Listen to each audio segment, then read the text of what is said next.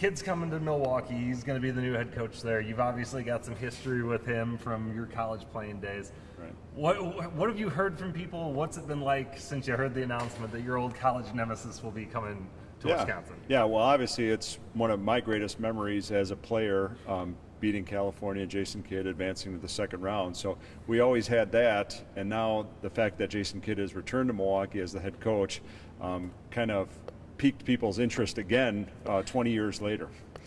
Is it stunning? Is it humbling to know how many people have come up to you and asked you about the game, asked you about your memories of playing against Kidd since he's been announced? Yeah, it's a little bit of a surprise, obviously, and very humbling. The fact that people can remember that game from 20 years ago fresh in their minds as soon as he was announced.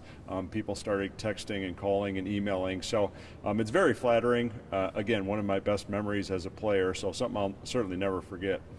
And just what do you remember about playing against him? Obviously, it's just one game, but of playing against him in that game, you know, his on-court personality, just kind of what the whole situation was like. Yeah, well, we were both sophomores. I was a redshirt sophomore. Jeff Norbert was a redshirt sophomore. We had 5 fifth-year seniors, so we had a lot of experience, and we had a lot of depth. I remember during the game, late in the game, we played in Ogden, Utah with the elevation. That late in the game, I think he played close to 40 minutes.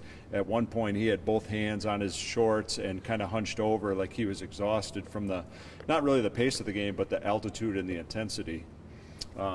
During the game, he really didn't say much. We were pretty much eye to eye, both maybe 6'3", 6'4", but he was very physical, very fast in the open court, but it was more of a grinded out half-court game, and he didn't have a ton of opportunities to show his athleticism, which probably favored us.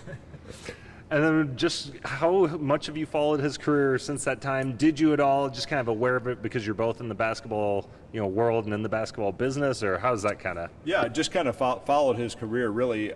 If he mentioned UW Green Bay, he would remember the team, but I don't think he would remember the specific players of the game.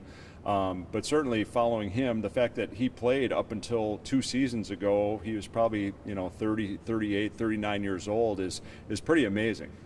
And is it kind of cool for you then to have, somebody that was a big part of your college career, a big moment in your college career, just down the road coaching the NBA team now? Yeah, it's just kind of ironic that it worked out that way, that he got hired by the Bucks again and will be in state again for the foreseeable future.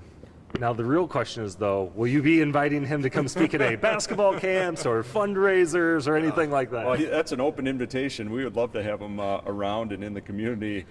Certainly he would be a great draw, but I don't think he would remember my name or certainly the players on the Green Bay team, but the game itself, I'm sure that was his last college game. He went into the lottery pick, the lottery draft after that.